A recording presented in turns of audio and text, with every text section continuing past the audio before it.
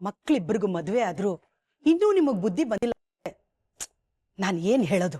ನಿಮ್ ವೇದಾಂತ ಕೇಳೋದಕ್ಕೆ ನನ್ನ ಪೇಷನ್ಸ್ ಇಲ್ಲ ಅತ್ತೆ. ಅದೇನ್ ಹೇಳ್ಬೇಕು ಅಂತಿದ್ದೀರೋ ಹೇಳಿ. ಮನೆಗೆ ಸೊಸೆ ಬಂದಿದ್ದಾಳೆ, ಅವಳ ಹತ್ರ ದೀಪ ಹಚ್ಚಿಸಿ ದೇವ್ರಿಗೆ ಪೂಜೆ ಮಾಡಿಸ್ಬೇಕು ಅನ್ನೋ ಕನಿಷ್ಠ ಸಂಸ್ಕಾರನೂ ಇಲ್ವಲ್ಲ ನಿಮ್ಗೆ?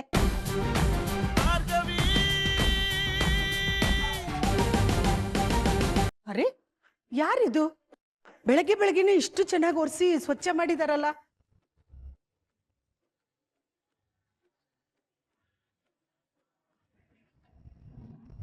ಅರೆ ಭಾರ್ಗವಿ, ನೀನ್ ಯಾಕಮ್ಮ ಇದನ್ನೆಲ್ಲ ಮಾಡ್ತಿದೀಯಾ? ಈ ಕೆಲಸ ಮಾಡೋದಕ್ಕೆ ಈ ಮನೇಲಿ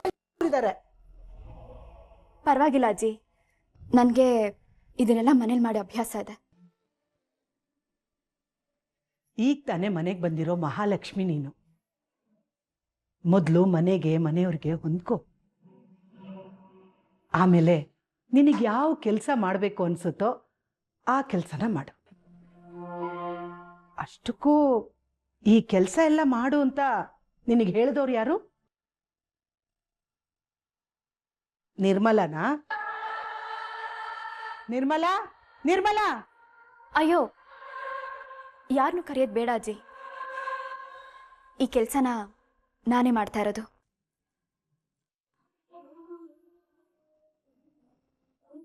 ಯಾರ ಮನೇಲಿ ಧರ್ಮಕ್ಕೆ ಬಿಟ್ಟಿ ಊಟ ಮಾಡಕ್ ನನ್ಗೆ ಇಷ್ಟ ಇಲ್ಲ ಅಜ್ಜಿ. ನಾನಿಲ್ಲಿರೋವರೆಗೂ ನನ್ನ ಕೈಲಾದ ಕೆಲಸ ನಾನು ಮಾಡ್ತೀನಿ. ನೀವೇನು ಬೇಜಾರು ಮಾಡ್ಕೊಳಕ್ ಹೋಗ್ಬೇಡಿ.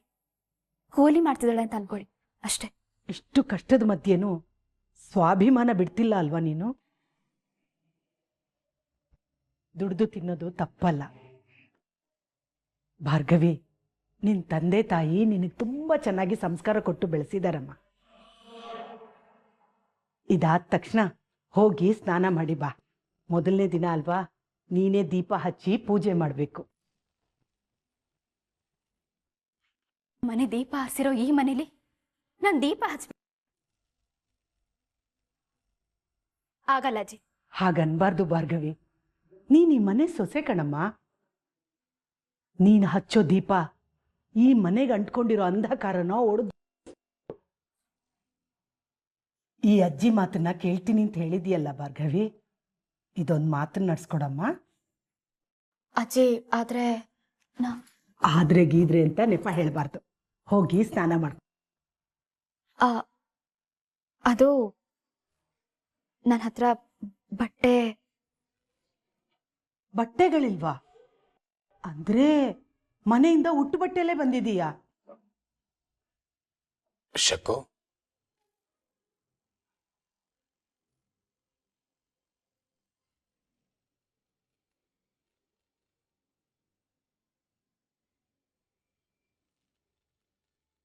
ಭಾರ್ಗವಿ ತಗೊಳ್ಳಿ, ನಿಮ್ಗೆ ಅಂತ ಸೀರೆ ತಂದಿದ್ದೀನಿ. ನನಗೆ ಬೇಡ ಅಜ್ಜಿ. ಅಷ್ಟು ಪ್ರೀತಿಯಿಂದ ತಂದಿದ್ದಾನೆ, ತಗೊಳ್ಳಮ್ಮ. ನನಗೆ ಬೇಡ ಅಜ್ಜಿ.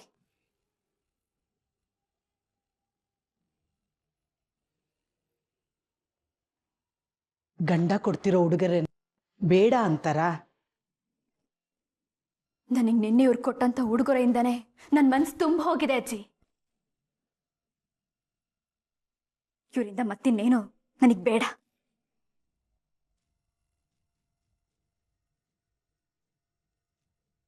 ಭಾರ್ಗವ, ನೋಡ್ ಶಕ್ಕು, ನಾನು ಅದೆಷ್ಟು ಪ್ರೀತಿಯಿಂದ ನಡ್ಕೊಂಡ್ರು ನನ್ನ ದ್ವೇಷದಿಂದಾನೇ ನೋಡ್ತಾರೆ. ನಾನೇನ್ ಮಾಡ್ಲಿ? ಅರ್ಜುನ್, ಬೇಜಾರು ಮಾಡ್ಕೋಬೇಡಪ್ಪ. ಈಗ ನಿನ್ನನ್ನ ಕರ್ಕೊಂಡೋಗಿ ಬೇರೆ ಮನೆಗೆ ಬಿಟ್ರೆ ನೀನಿರ್ತೀಯಾ? ಹೇಳೋ, ಉತ್ತರ ಕೊಡೋ. ಆದ್ರೆ ಹೆಣ್ಣು ಮಕ್ಕಳು ಇರ್ತಾರೆ, ಅದ್ರಲ್ಲೂ ನೀವಿಬ್ರು ಸಮಾಧಾನವಾಗಿ ಹುಡುಗಿ ಅಪ್ಪ ಅಮ್ಮ ಹತ್ರ ಒಪ್ಪಿಗೆ ಪಡೆದು ಆಶೀರ್ವಾದ ಪಡೆದು ಬಂದಿರೋ ಜೋಡಿ ಅಲ್ಲ. ಹಾಗೆ ಈ ಮನೆಯವ್ರ ಬಗ್ಗೆ ಭಾರ್ಗವಿಗೆ ಒಳ್ಳೆ ಅಭಿಪ್ರಾಯನೂ ಇಲ್ಲ. ಹಾಗಿರುವಾಗ ಅವಳಿಗೆ ದುಃಖ ಆಗೋದು, ಕೋಪ ಬರೋದು ಸಹಜ ಅಲ್ವಾ? ಹೊಂದ್ಕೊಳ್ಳಕ್ಕೆ ನಾವು ಸ್ವಲ್ಪ ಸಮಯ ಕೊಡಬೇಕು. ನಾವು ಅವಳಿಗೋಸ್ಕರ ಹೊಂದ್ಕೋಬೇಕು. ಅವಳ ದುಃಖ ಮರೆಸಿ ನಿನ್ನ ಪ್ರೀತಿ ಅವಳಿಗೆ ಅರ್ಥ ಆಗೋ ಹಾಗೆ ಮಾಡು. ತಾಳ್ಮೆಯಿಂದ ಕಾಯಿ.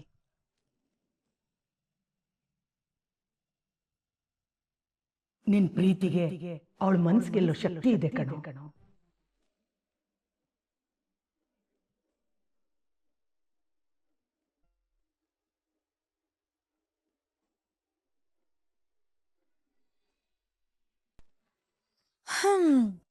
ಮಹಾರಾಜರು ರಾಣಿಗೆ ಅಂತ ಊರಿಗ್ ಮುಂಚೆ ಸೀರೆ ತಂದ ಭಾವ.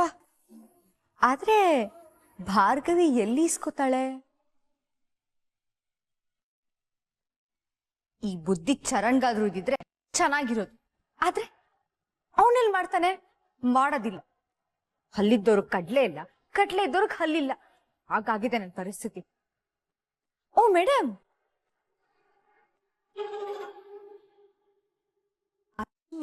ಅಂತ ಯಾರಾದ್ರೂ ಗೊತ್ತಾಯ್ತಾ?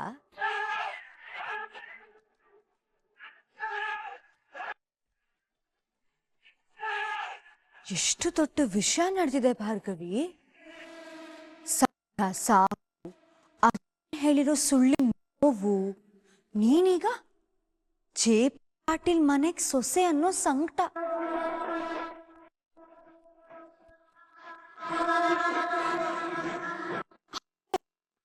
ಅರ್ಜುನ್ಗೆ ಅದ್ರ ಬಗ್ಗೆನೂ ಯೋಚನೆನೇ ಇಲ್ಲ. ಬೆಳಗ್ಗೆನೆ ಮಾವನ್ ಜೊತೆ ಕಾಫಿ ಕುಡಿತಾ ನಗ್ತಾ ಹರಟೆ ಹೊಡಿತಾ ಇದ್ದ. ಈಗೇನೋ ಭಾರಿ ಕಾಳಜಿ ಇರೋ ತರ ಸೀರೆ ಕೊಡೋ ನಾಟಕ ಬೇರೆ ಆಡ್ತಿದ್ದಾನೆ.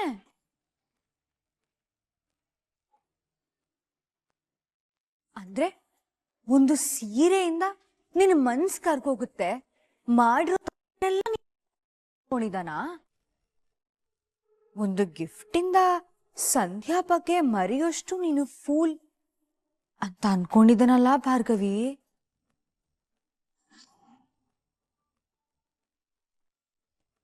ಅರ್ಜುನ್ ಹತ್ರ ಸಂಧ್ಯಾ ಸಾವಿನ ಬಗ್ಗೆ ಮಾತಾಡ್ದ್ಯಾ? ಮಾವ ಯಾಕೆ ಹಾಗಂದ್ರು ಅನ್ನೋದನ್ನ ವಿಚಾರಿಸ್ದೇನೆ? ನಿನ್ನ ಡೌಟ್ಸ್ ಎಲ್ಲ ಕ್ಲಿಯರ್ ಆಯ್ತು ಅಲ್ವಾ?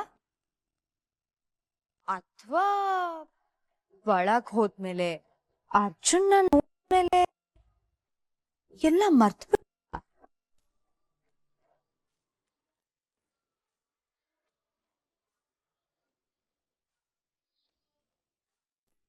ಸುಮ್ಮನಿದ್ಯಾ ಅಂದ್ರೆ ಉತ್ತರ ಸಿಕ್ಕಿಲ್ಲ ಅಂತಾಯ್ತು. ನೋಡು, ನಿನ್ ಹತ್ರ ಮಾತಾಡ್ಕೊಂಡು ಹಾಳಾಗಿರೋ ನನ್ನ ಮನಸ್ಸನ್ನ ಇನ್ನಷ್ಟು ಹಾಳು ಮಾಡ್ಕೊಳಕ್ ನಂಗೆ ಇಷ್ಟ ಇಲ್ಲ. ನನ್ನ ಪಾಡಿಗೆ ನನ್ನ ಬಿಟ್ಬಿಡು. ಅಯ್ಯೋ, ನಿನ್ ಜೊತೆ ಮಾತಾಡ್ಕೊಂಡು ಕೂತ್ಕೊಳ್ಳೋಕೆ ನನಗೂ ಟೈಮ್ ಇಲ್ಲ. ನಿನ್ನ ಹತ್ರ ಹಾಕೊಳ್ಳೋಕ್ಕೆ ಬಟ್ಟೆ ಇಲ್ಲ ಅಂತ ಗೊತ್ತಾಯ್ತು. ನನ್ನ ಹತ್ರ ಇರೋ ಸೀರೆ ಡ್ರೆಸ್ ಎಲ್ಲ ಹಾಕೊಂಡು ನಿನಗೆ ಅಭ್ಯಾಸ ಇರೋದಿಲ್ಲ. ಅದಕ್ಕೆ ಸಂಧ್ಯಾ ಹೋಗ್ಬೇಕಾದ್ರೆ ಅವಳು ಬಿಟ್ಟು ಹೋಗಿರೋ ಒಂದಷ್ಟು ಬಟ್ಟೆಗಳಿತ್ತು, ಅದನ್ನ ತರಿಸಿಟ್ಟಿದ್ದೀನಿ.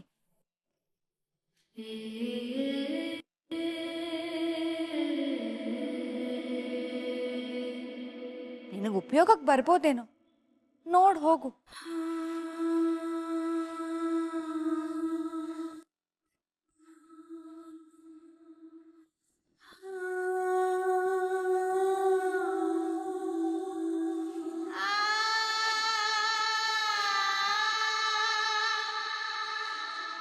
ನೋಡು, ಹೆದರ್ಕೊ, ಧೈರ್ಯವಾಗಿರು.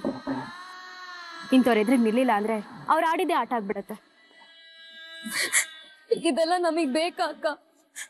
ಅವರೆಲ್ಲ ತುಂಬಾ ದೊಡ್ಡ.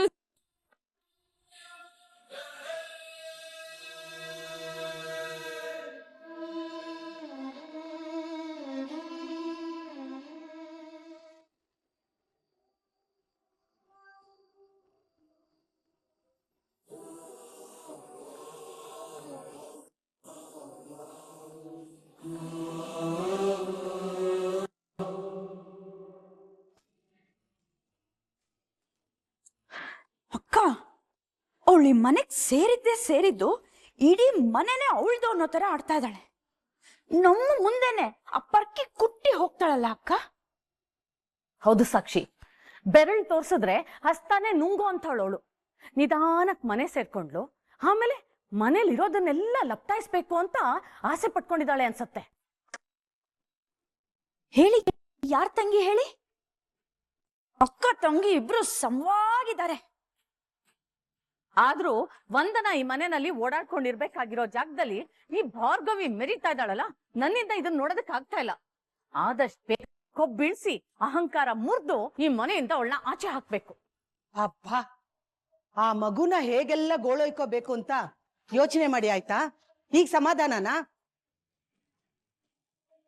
ನಾವೇನ್ ಮಾಡಿದ್ವಿ ಅತ್ತೆ? ಇದ್ದಿದ್ದನ್ ಹೇಳಿದ್ರೆ ನೀವ್ಯಾಕೆ ಹೀಗ್ ಉರ್ಕೊಳ್ಳೋದು? ನೀವು ಇದ್ದಿದ್ದನ್ನ ಹೇಳ್ತಾ ಇಲ್ಲ, ಇಲ್ದೇ ಇರೋದನ್ನ ಊಹೆ ಮಾಡ್ಕೊಂಡು ಹೇಳ್ತಿದ್ದೀರಾ. ಅಲ್ಲ, ಅಂದಿದ್ ಒಂದೇ ದಿನಕ್ಕೆ ಇಡೀ ಮನೆ ಕೆಲಸ ಮಾಡಿಸ್ತಿದ್ದೀರಲ್ಲ, ನಿಮಗೆ ನಯ ವಿನಯ ಇಲ್ಲ. ಆದ್ರೆ ಸ್ವಲ್ಪನಾದ್ರೂ ಮನುಷ್ಯತ್ವ ಅನ್ನೋದು ಬೇಡವಾ? ನೀವು ಈ ಮನೆಗೆ ಸೊಸೆಯಾಗಿ ಬಂದಿದ್ದೀರಾ, ಆವಾಗ ನಾನ್ ನಿಮ್ಮ ಹತ್ರ ಈಗ ನಡ್ದಿನ? ಅಲ್ಲ ಅತ್ತೆ, ಅವಳು ಈ ಮನೆ ಸೊಸೆ ಅಂತೀರಾ, ಅಂಥದ್ರಲ್ಲಿ ಅವಳ ಕೈಲಿ ಮನೆ ಕೆಲಸ ಮಾಡ್ಸೋದ್ರಲ್ಲಿ ತಪ್ಪ. ಮೈ ಕೈ ಬಗ್ಸಿ ಕೆಲಸ ಮಾಡಿದ್ರೆ ಆರೋಗ್ಯವಾಗಿರುತ್ತೆ ಅಂತ ಅನ್ಕೊಂಡ್ವಿ. ಅದ್ರಲ್ಲಿ ಏನ್ ಸಾಕ್ಷಿ? ನೋನು ಯಾವ ತಪ್ಪು ಇಲ್ಲ ಅಕ್ಕ. ನಿಮ್ ಡಿಸಿಷನ್ ಯಾವಾಗ್ಲೂ ಕರೆಕ್ಟ್ ಆಗೇ ಇರುತ್ತೆ. ಈ ಭೂಮಿ ಮೇಲೆ ಮನುಷ್ಯರಾಗಿ ಹುಟ್ಟಿದ ಮೇಲೆ ಮನುಷ್ಯತ್ವ, ಕರುಣೆ, ತಾಯ್ತನ, ವಾತ್ಸಲ್ಯ ಅನ್ನೋ ಕೆಲವು ಗುಣಗಳು ನಮ್ಮಲ್ಲಿ ತಂತಾನೆ ಹುಟ್ಕೊಳ್ಳುತ್ತೆ. ಮನುಷ್ಯನ ಕಷ್ಟ ಆದಾಗ ಈ ಎಲ್ಲಾ ಗುಣಗಳು ನಮ್ಮನ್ನ ನಾವೇ ಪ್ರಬುದ್ಧಗೊಳಿಸ್ಲಿಕ್ಕಿರ್ಬೇಕು. ನಾನು ನಾನು ಅಂತ ಹಾರಾಡೋದನ್ನ ಬಿಟ್ಟು ಸ್ವಲ್ಪ ಭೂಮಿ ಮೇಲಿರೋ ಮನುಷ್ಯರಾಗಿ ನಿಮ್ಮ ತಕ್ಕನಾಗಿ ನಡ್ಕೊಳ್ಳಿ. ಮಕ್ಳಿಬ್ಬರಿಗೂ ಮದ್ವೆ ಆದ್ರೂ ಇನ್ನೂ ನಿಮಗ್ ಬುದ್ಧಿ ಬಂದಿಲ್ಲ. ನಾನು ಏನ್ ಹೇಳೋದು? ನಿಮ್ ವೇದಾಂತ ಕೇಳೋದಕ್ಕೆ ನನ್ ಪೇಷನ್ಸ್ ಇಲ್ಲ ಅತ್ತೆ. ಅದೇನ್ ಹೇಳ್ಬೇಕು ಅಂತಿದ್ದೀರೋ ಹೇಳಿ. ಮನೆಗೆ ಸೊಸೆ ಬಂದಿದ್ದಾಳೆ, ಅವಳ ಹತ್ರ ದೀಪ ಹಚ್ಚಿಸಿ ದೇವ್ರಿಗೆ ಪೂಜೆ ಮಾಡಿಸ್ಬೇಕು ಅನ್ನೋ ಕನಿಷ್ಠ ಸಂಸ್ಕಾರನೂ ಇಲ್ವಲ್ಲ ನಿಮ್ಗೆ?